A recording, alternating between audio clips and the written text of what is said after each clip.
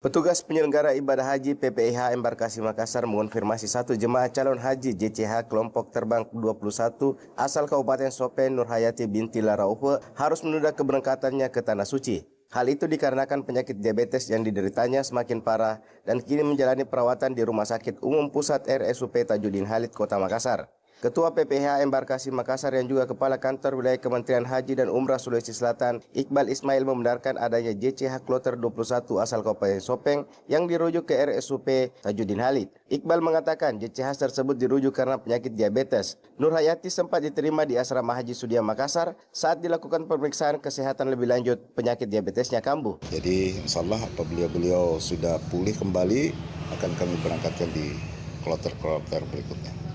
Salah kalau pulih dan layak terbang kami akan berangkatkan.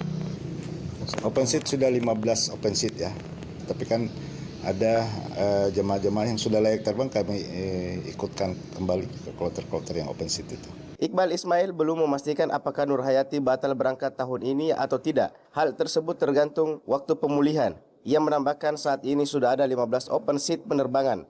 Dari jumlah 15 tersebut, 4 JCH sudah diberangkatkan ke Tanah Suci, Arab Saudi. Informasi selengkapnya dapat Anda baca di portal berita kami rri.co.id dan jangan lupa untuk mendownload aplikasi RRI Digital di Play Store.